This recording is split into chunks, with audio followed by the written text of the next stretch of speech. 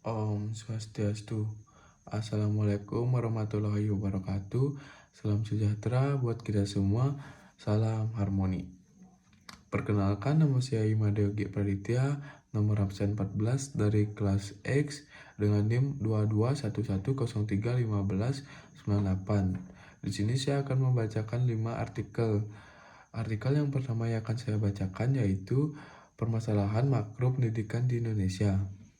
Permasalahan makro yang merupakan permasalahan yang terdapat pada pendidikan sebagai sebuah sistem dengan sistem lainnya yang cakupannya lebih luas daripada kehidupan manusia, seperti masalahnya tidak meratanya pendidikan, mutu pendidikan yang rendah, masalah kemampuan, dan lain sebagainya. Sehingga dengan membahas tentang permasalahan pendidikan ini, kita bisa mengetahui titik permasalahannya dan berusaha untuk memberikan solusi dan jalan keluarnya. Baik, artikel yang kedua yang akan saya bacakan yaitu mahasiswa dapat memahami tentang sistem pendidikan di Indonesia. Sistem pengajaran yang ada di Indonesia terbagi menjadi beberapa kategori. Salah satunya yang banyak diterapkan yaitu sistem yang berorientasi pada nilai. Para pelajar akan diterapkan bagaimana bersikap jujur, disiplin terhadap waktu, tanggung jawab, dan juga diberikan motivasi yang tinggi untuk mencapai cita-citanya. Untuk itu, siswa akan diajarkan PKN pada pendidikan menengah sampai ke pendidikan tinggi. Selain itu, ada juga sistem yang menganut konsep pendidikan terbuka. Peserta didik pada sistem yang satu ini dituntut untuk bersaing dengan teman agar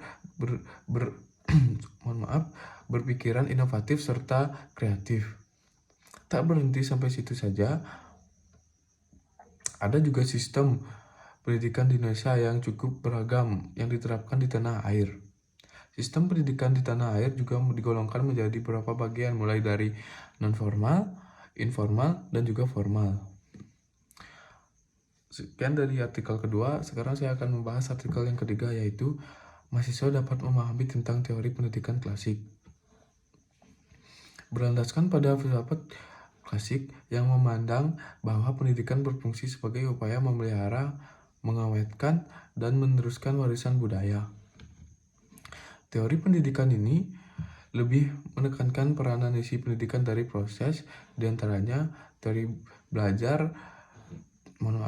belajar behavioristik, kognitif, humanistik, dan konstruktivisme, dan juga sibernetik.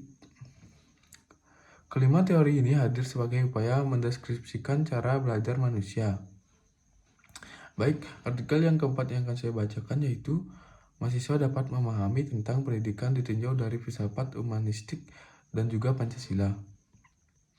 Pembelajaran humanistik adalah teori yang berorientasikan pada aspek kemanusiaan yang mengendapkan bagaimana manusia memanusiakan manusia dengan harapan peserta didik mampu mengembangkan potensi dirinya. Pembelajaran humanistik berusaha mengembangkan individu secara keseluruhan melalui pembelajaran nyata.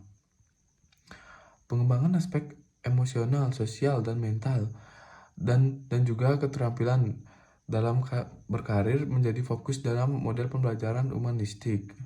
Sedangkan dalam filsafat Pancasila berperan penting dalam lembaga pendidikan dengan membentuk landasan moral siswa dan atau mahasiswa. Pembiasaan mendorong siswa atau mahasiswa untuk bertindak sesuai dengan sila-sila Pancasila pada setiap kegiatan lingkungan sekolah ataupun kampus, bertujuan untuk membentuk generasi muda yang lebih berkarakter.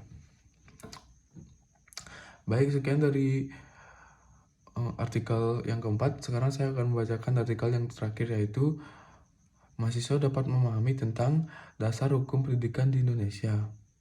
Hubungan antara pendidikan dan hukum bisa dikatakan sebagai sangat erat sekali, karena pemerhati pendidikan pasti akan bercita-cita bagaimana pendidik dapat berjalan dengan baik.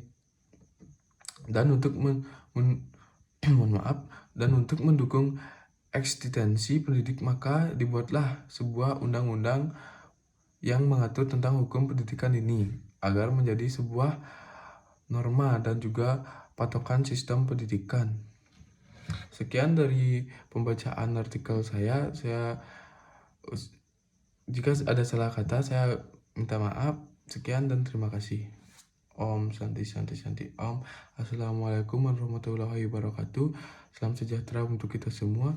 Salam harmoni.